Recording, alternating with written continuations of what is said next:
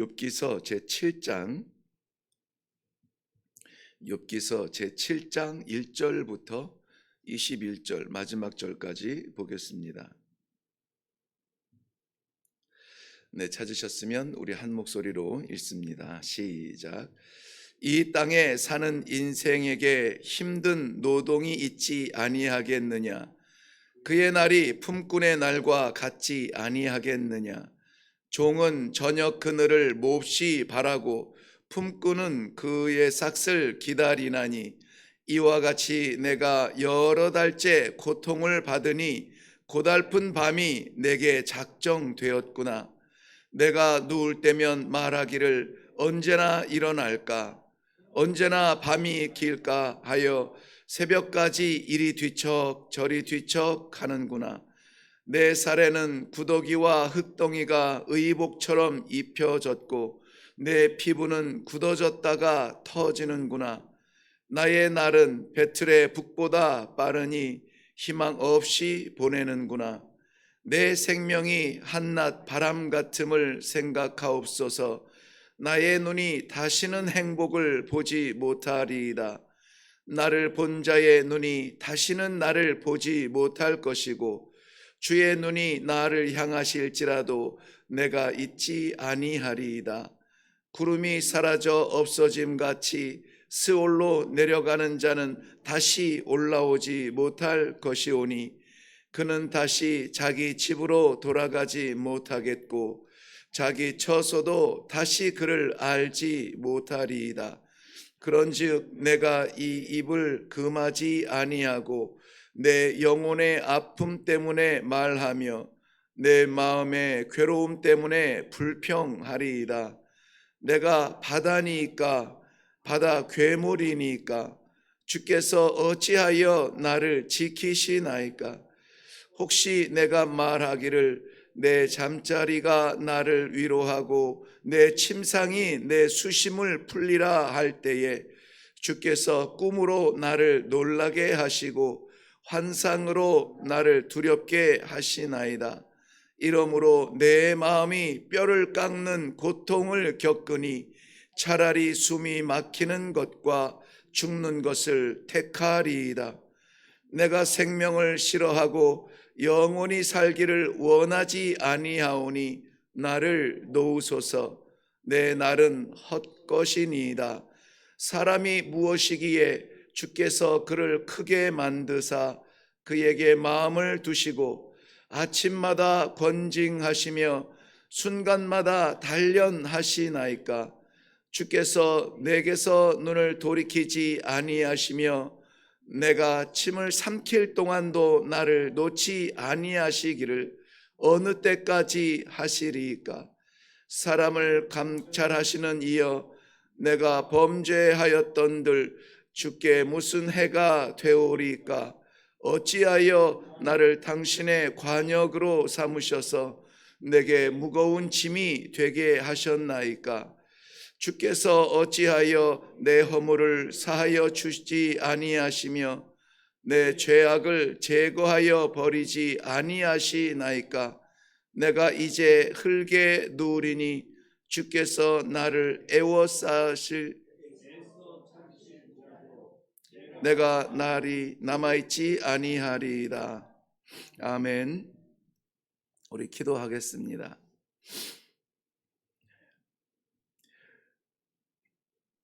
아무리 우리가 힘을 내고 내가 해보리라 한들 우리 하나님 허락하지 아니하면은 일어설 수조차 없는 우리들입니다. 지난밤에도 잠을 깊이 잘 잤다 하였으나 하나님 깨우지 아니하시면 일어날 수 없는 생명입니다. 이 아침에 이 새벽에 주님께서 우리를 부르셔서 민족의 명절 내려놓고 주님 전에 나와 오늘도 여전히 하나님의 말씀으로 살아가는 성도일 뿐입니다. 주님 앞에 겸손하게 마음문을 여는 하나님의 백성들에게 내 삶이 아니라 우리 하나님 아버지 섭리하여 주시는 하나님의 백성의 성도의 삶이 되기를 원합니다. 우리 마음에 허락하신 이 간절함이 삶이 되어서 오늘도 하나님께서 받으시는 기쁜 삶이 되게 하여 주시옵소서. 이 시간에도 우리 하나님께서 마음을 어루만져 주시며 이 말씀을 깨닫게 하시며 말씀대로 살아나갈 수 있도록 힘을 허락하여 주실 줄로 믿사옵고 예수님의 이름으로 기도하옵나이다. 아멘.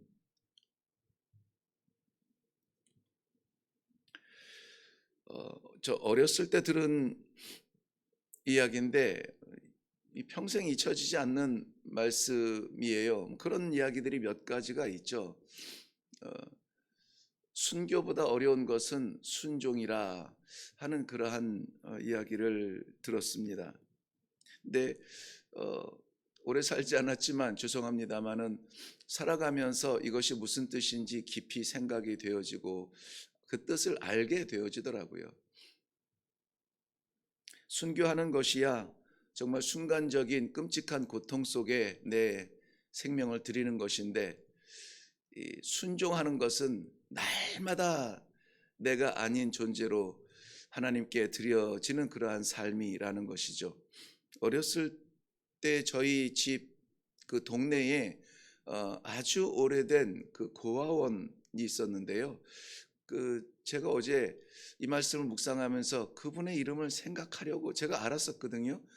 그 권사님인데 6.25 때 그 부모님을 잃어버린 그 아이들을 이렇게 모아서 고아원을 고아원이라고는 안 했죠. 그냥 함께 살기 시작했던 것이 고아원이 되고, 그래서 굉장히 오랜 기간 동안 그렇게 섬겨왔던 그 권사님이 책을 쓰신 것 중에 그러한 제목이 있었다고 해요. 네, 순종보다 어려운 것이 순교라 하는. 바뀌었네요. 순교보다 어려운 것이 순종이라. 잠이 좀 깨셨나요? 네, 이해할 수 없는 이 하나님의 진노를 겪는 것도 하나님께서 허락하셨으니 뜻이 있으시겠지. 그렇게 참아내는 것도 이 수위가 넘으니까는 감당할 수가 없는 거예요. 게다가 오늘 3절 말씀에 보면은 여러 달째 그것이 계속되고 있다는 것입니다. 저는 이 욥기서의 이 고통이 여러 달째 있다는 것을 무엇보다 넘어가기 어려운 그러한 부분이었습니다. 오늘 내용을 보면은 그래서 그런지 몰라도 고통에 대한, 이 끔찍한 고통에 대한 하소연을 하는 것 같다가 갑자기 자기 변호를 하는 것 같은 변증의 이야기를 하다가 또 갑자기 기도의 문장으로 이렇게 갑자기 바뀌기도 하고 정신이 없어요. 그래서 어느 부분을 타겟으로 어느 부분을 우리 함께 묵상해야 될지 한참 걸렸는데요. 욥도 아마 제정신은 아닐 겁니다. 이것이 몇 달째 이러한 상황으로 계속된다고 생각을 하면은 제정신으로 어떻게 살아갈 수가 있을까? 날마다 그 기왓장으로 질그릇을 깨트려서 몸을 긁어대야 하는 그 삶이 끊이지 아니하고 있다는 것입니다. 그래서 먼저 오늘 우리 교재에서도 보는 것처럼 1절에서 10절까지는 욥이 말하는 욥 자신의 인생을 이렇게 표현하죠. 바람에 구름이 흩어지는 듯한 그 날들이라고 말합니다. 우리 9절 말씀 한번 볼까요? 9절 말씀 보면 구름이 사라져 없어짐 같이 스올로 내려가는 자는 다시 올라오지 못할 것이오니, 자기 자신의 삶을 이 스올 바닥에 추락하는 듯한 그러한 삶으로 이야기합니다. 이 구름이 자기가 존재하고 싶다고 해서 존재하는 것이 아니라, 유지하고 싶다고 해서 유지되는 것이 아니라, 그저 우리는 눈에 보이지 않지만 바람 불면 형태도 없어지고 바뀌고 보이는 것이 전부가 아닌 것이 바로 이 구름 같은 존재죠. 바로 이 욥은 자신의 생명을 생각할 때에 그런 존재와 같다라고 하는 것입니다. 그야말로 그 하루하루 살아가는 그 삶이 노동자의 벅찬 일을 하고 일을 마치는 그 노동자의 삶 속에 있어서도 그 저녁 노을을 바라보는 그러한 노동자의 삶이라는 거예요. 여기서 노동자요, 일꾼이요 이렇게 표현한 것은 주권이 없는 삶이라는 것입니다. 그 주권은 주인에게 있는 것이죠. 부른 사람에게 있는 것이죠. 야, 너 오늘 여기서 그만둬 하면은 일터에서 떠날 수밖에 없습니다. 야, 오늘 너 와라 하면은 갈 수밖에 없는 거예요. 이런 말씀이 혹시 그분에게 어떤 누가 될지는 모르겠지만은 오늘 빼고, 오늘은 제가 정말 기적처럼 하나님이 흔들어 깨워서 올라왔는데요. 보통 저희가 이 교회 올라오는 시간이 5시 좀 전에 올라옵니다. 5시를 기준으로 해서 오는데 엘리베이터에 꼭 같이 타서 새벽 운동을 가시는 어르신이 계세요. 80 중후반쯤 되어 보이시는 어르신인데 정말 규칙적으로 사시고, 그것도 이 동네 한 바퀴 도는 것이 아니라 차를 타고 어둠에쯤 가서 산을 오르시는 것 같더라고요. 그러한 삶을 살면서 자신의 건강을 참 부지런하게 지키시는 어르신을 보면서 날마다 이게 존경의 마음으로 인사를 드립니다.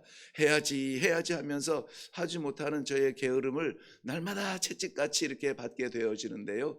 아무튼 장수하시고 건강하시기를 바라는 마음이 있습니다. 그럼에도 불구하고 우리가 붙드는 생명은 아니라는 것이에요. 하나님이 오라 하시면은 갈 수밖에 없는 것이죠. 됐다 그만해라 하면은 그만할 수밖에 없는 삶을 살아가고 있는데, 욥은 바로 그 마지막 순간을 살아가는 듯 일꾼과 노동자의 하루를 바라보는 석양을 바라보는 그러한 마음뿐이라는 것입니다. 그야말로 하루하루가 기대가 되는 날이 아니라 하루하루가 두려운 날인 거예요. 우리가 이미 알듯이 욥의 그 처지가 어떻게 됐습니까? 당대의 가장 훌륭한 사람이라는 그러한 인정을 받던 사람이 지금은 아주 단편적인 그림으로 보면은 말씀드린 것처럼 질그릇으로 자기의 상처를 벅벅 긁고 있는데, 그 드러난 상처 속에 오늘 본문에서는 그렇게 표현하죠. 구더기가 채워져 있고 그 제위에 뒹굴면서 나오는 그 진물과 먼지와 이 땀과 흙이 서로 뒤엉켜서 그야말로 코끼리 껍질같이 변해가는, 이것을 의복, 하나의 위에서 덧입는 그런 의복처럼 되어졌다. 딱정이가 지어졌는데 그것을 의복이라고 이렇게 표현하고 있습니다. 그러한 것을 자기 자신을 바라보는 것이 하루 이틀이 아니라는 것입니다. 그 마음에는 이러한 마음이 드는 거예요. 끝났다는 거예요. 끝났다는 겁니다. 아무도 나를 알아볼 수조차 없는 이 바닥 인생이 이제는 끝나지 않았는가, 다시는 일어날 소망이 없지 않겠는가 하는 마음으로 오늘 본문 말씀에 하소연을 한탄을 하고 있는 듯한 그러한 모습을 보여주고 있는 것입니다. 그 뒤에 11절부터 16절까지의 말씀의 중심으로 해서 욥은 그렇기 때문에 이제는 죽기를 구할 만큼 괴로운 그러한 자신을 표현하고 있습니다. 15절 말씀에 보면은 15절 한번 볼까요? 15절 같이 읽겠습니다. 시작. 이러므로 내 마음이 뼈를 깎는 고통을 겪느니 차라리 숨이 막히는 것과 죽는 것을 택하리이다. 죽었으면 좋겠다는 거예요. 더 이상 호흡이 붙어 있던들 이것이 아무런 의미와 소망이 없다는 것입니다. 내 마음이 뼈를 깎는 고통이다 라고 하는 것입니다. 이제는 말에 절제도 하지 않죠. 그냥 막 쏟아내고 있는 듯한 그러한 말을 하고 있습니다. 아니 절제하지 않는 것 같아요. 될 때면 되라, 이제는 죽었으면 좋겠다 라고 말하는 그러한 이 욥의 모습입니다. 이 모습을 보면은 어떤 생각이 드나요? 야, 드디어 거의 사탄이 바라는 대로 되어 가는구나, 이렇게 생각을 할 수밖에 없는 이 위기의 순간이 다가오는 것이죠. 우리가 하고 싶은 말 다 하고 이 정죄하지 아니하고 절제하지 아니하고 그저 이 육신의 혀가 움직이고 육신에 있는 이 반응을 반응대로 한다면은 그야말로 즐거워하고 좋아하는 것을 원하는 대로 나아가는 것은 사탄밖에 없다는 것입니다. 하나님께서는 우리들에게 우리의 생각과 우리의 육체의 정욕과 이런 것들을 다 절제하게 하시고 하나님께서 기대하게 하시는 그러한 말을 우리가 하면서 살아가야 되는데요. 우리 사탄이 기대하는 것이 뭐냐면은 1장 11절 말씀은 이렇게 기록했습니다. 하나님께서 그의 소유물을 치시면 틀림없이 주를 향하여 욕할 것입니다. 그 다음에 이 소유물을 쳐도 입술로 죄 짓지 않으니까 2장 5절에 나아가서는 다시 한번 이렇게 말하죠. 그의 뼈와 살을 치소서 그리하면 틀림없이 주를 향하여 욕할 것입니다. 이러한 상황에서 재산을 치고 육신을 치고 그야말로 그 판단이 빠른 그의 아내마저도 뭐라고 말하냐면은 당신의 하나님을 욕하고 죽으라 라고 말하죠. 여기에서 욕하다라는 말이 사탄의 기대에서도 나왔고 그 아내의 입에서도 나왔습니다. 이 말은 그냥 욕하다는 이 나쁜 말로 이렇게 하는 것이 아니라 저주하다, 이 curse라고 하는 말을 썼는데요. 저주하다는 거예요. 하나님을 저주하라는 거예요. 이 사탄도 기대하는 것이 그 정도 되면은 하나님이 살아 계신지, 하나님이 역사하시는지, 하나님이 함께 하시는지 그 생각할 겨를이 어디냐? 너 그 많은 거 다 어디 갔느냐? 너 그 건강 다 어디 갔느냐? 다 하나님 뺏어가지 않았느냐? 하나님을 저주하고 죽으라. 또 똑같은 말이 이 사탄과 이 아내 입에서 3번 등장하는데요. 똑같이 하나님을 저주하라는 말입니다. 그런데 이 욥은 그야말로 거의 그만큼 되어 가는 것 같아요. 생명이 하나님 것이고 주신 이도 하나님이시고 거두시는 이도 하나님이신데 나 살 필요 없습니다. 살아서 뭐 하겠습니까? 나를 죽여주세요라고 오히려 자기의 생명을 결정하는 그러한 위기가 찾아오고 있는 것입니다. 우리에게도 흔히 찾아오는 일들이죠. 조금 어렵고 조금 괴롭고 하면은 여기서 그냥 끝냈으면 좋겠다, 그만했으면 좋겠다, 우리의 생각을 결정하고 우리가 하나님 앞에 요청할 때가 많아요. 우리의 생각을 말하지 아니하고 하나님의 뜻을 구하는 성도가 얼마나 귀한 기회를 갖고 있는 성도인지 모릅니다. 오늘 아침에도 우리는 기도할 때에 우리가 판단하고 우리가 결정하고 우리가 생각하고 우리의 삶의 경험에 의지하여서 말하지 아니하고 이해가 되지 않습니다, 왜 그러는지 모르겠습니다, 왜 그러셨어요? 라고 말하지 아니하고 하나님의 뜻을 구하며 오직 우리의 모든 삶이 하나님의 주권 안에 있음을 하나님의 의로우신 오른손 안에 있음을 고백하는 그러한 소망의 하루가 되시기를 바랍니다. 17절부터 21절까지의 내용 속에서는 정말 욥이 당하는 극도의 고난과 끝이 보이지 아니하는 실패와 좌절과 고통의 반복 속에서 그럼에도 불구하고 오늘 7장 전체의 제목으로 그 안에서 뽑아냈죠. 나를 관역 삼으신 주님이라고 정했습니다. 제목이라고 하는 것은 전달할 내용의 방향성입니다. 그리고 특별히 그 제목 중에서도 강조되는 부분이 있죠. 우리가 이 교재를 보면서 좀 유익을 얻은 부분 중에 하나인데요. 제목 중에서도 좀 진하게 쓴 글씨가 있는데 제목이 그 내용의 전체의 방향성이라고 한다면 그 제목에 진하게 쓴 부분이 그 중에서도 주목해야 되는 부분이라고 되어 있는데요. 오늘 나를 관역 삼으신 주님에 보면은 주님이라는 말이 조금 더 진하게 글씨가 되어져 있습니다. 이것이 왜 중요하냐면은 욥의 고백의 결론도 결국은 주권자는 주님이시라고 하는 그 믿음 때문입니다. 우리의 주권자도 결국은 주님이시라는 것을 말씀하고 있는 거예요. 17절 말씀에 보면은 주께서 사람을 크게 만드신다. 21절 말씀에는 주께서 허물과 죄를 사하신다. 주께서 나를 찾으실 것이다. 물론 나는 이미 남아있지 않은 그러한 형편입니다만 그럼에도 불구하고 그 마지막 순간에 주께서 사람을 키우시고 주께서 사람을 낮추시고 주께서 사람을 일으키시고 주께서 나를 낮추시고 주께서 내 죄를 사하여 주셨다는 우리의 삶의 주권이 주님께 있다는 것입니다.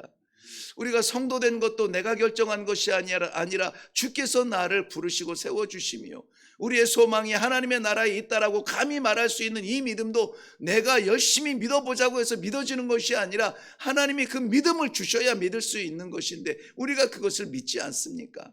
하나님의 나라에 대한 이 확신도 주께서 주셨으므로 우리가 오늘도 그것을 붙들고 살아나는 것입니다. 주께서 내 삶의 주인이십니다. 이 한마디가 한 문장이 쉬운 문장이 아니에요. 이것을 말로만 하고 지키지 아니하면 이중적 삶을 사는 더 피곤한 삶이 됩니다. 주님께서 나의 주인이십니다라고 말했으면은 주인의 뜻대로 사시고 주인의 말을 들으시고 주인의 기쁨을 위하여서 무언가 고민하고 기도하고 일을 한다면은 주님께서 기뻐하는 사람이 될 거예요. 그것을 위하여서 오늘도 우리는 기도할 것입니다. 한국에서 목회하면서 가장 놀랐던 것들 중에 하나가 무엇이냐면은 가끔 말씀드립니다마는 신앙의 주인이 나 자신이 세상에 가장 무서운 우상이 되어버린 우리 나 자신을 바라보게 되는 것입니다. 성도들이 자신의 어떤 문제 해결을 위하여서 주를 부릅니다. 주여 도와주옵소서. 도와주면 어떻게 됩니까? 떠나가죠. 신앙생활 못합니다. 그런 것들을 보면서 정말 내 삶의 주인이 하나님이신가, 주님께서 나를 주관하여 주시는 분이신가라고 하는 것에 대한 확실한 믿음이 우리들에게는 필요할 것입니다. 오늘 하루의 삶도 내 삶이 아니라 주께서 내게 맡기신 사명적 삶을 산다면 우리는 주님을 바라보며 그렇게 찬양하고 노래하는 주의 손 붙들고 이 길을 걸어가리라, 그 찬송이 우리의 삶이 될 줄로 믿습니다. 욥은 정말 이 모든 일이 주님께로부터 온 것이라는 것을 믿고 있습니다. 그것이 마지막 호흡이 끝나는 순간에 멈출 믿음입니다. 그래서 어찌하여 나를 관역으로 삼으셨습니까? 어찌하여 나를 관역으로 삼으셨습니까? 내가 당하고 있는 이 고난의 주체가 내가 당하는 것이 아니라 주님께서 나에게 주시는 것이라고 하는 이러한 그 의식을 가지고 있는 것이죠. 주께서 나를 관역으로 삼으시고 지금도 놓지 아니하시고 길을 열어주지 아니하시는 것인지 이해할 수 없는 이것마저도 주님께서 하고 계신다라는 것입니다. 그렇다면은 주님께서 왜 욥을 관역으로 삼으셨을까요? 왜 지금 이 순간도 욥이 지금 몇 달째 당하는 이 고통도 놓지 아니하시고 주님께서 욥을 관역으로 삼으셨을까요? 관역을 삼는다는 것은 놓지 않고 계속해서 쏘아댄다는 말이죠. 도대체 왜 그러실까요? 욥의 믿음을 시험하시는 것일까요? 이미도 우리가 욥기를 시작하면서 묵상했던 것처럼 욥을 자랑하고 싶어서 그러세요. 자랑하고 싶어서 허락하시는 것입니다. 이렇게 쳐도 마음이 변하지 아니하고 이렇게 쳐도 나를 바라보는 그러한 믿음을 자랑하고 싶으신 것입니다. 재산을 다 뺏었습니다. 정수리부터 발바닥까지 몸을 쳐도 믿음에서 떠나지 않는 욥을 사탄 앞에 자랑하고 싶으신 것이었습니다.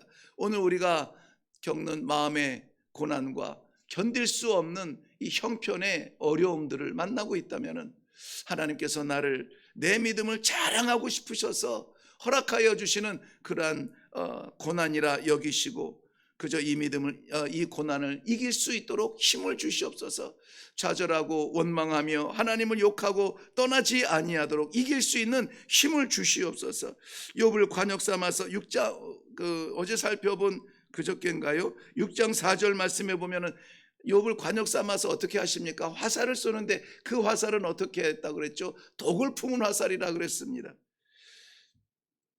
아무리 독을 품은 이 화살을 쏘아대서 먹었다고 표현했는데요, 내 몸이 그것들이 막 수없이 박혀도 뽑히지 않을 것 같은 이 환난과 고난을 우리가 겪는다 할지라도 결국은 욥기서 마지막 42장을 기록할 수 있는 사람이라는 것을 하나님께서는 아시기 때문에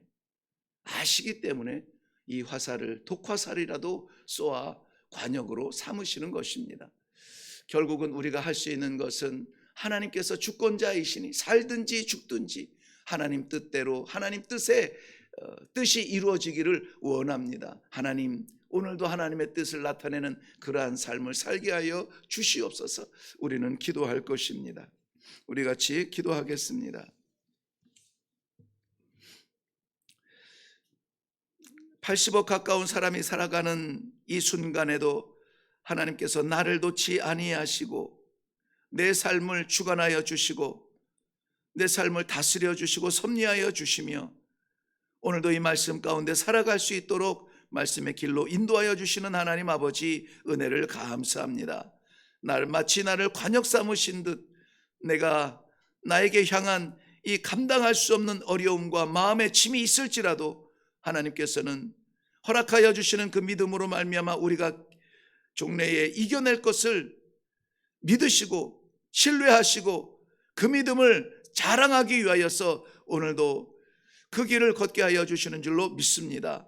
좌절하지 않고 절망하지 않고 마지막 호흡까지 하나님 앞에 올려드림으로 말미암아 우리 하나님께서 기뻐하시는 우리 사랑하는 성도들의 삶이 될 수 있도록 축복하여 주시옵소서. 오늘도 함께하여 주시며 불꽃 같은 눈동자를 거두시지 아니하실 줄로 믿사옵고 예수님의 이름으로 기도하옵나이다. 아멘.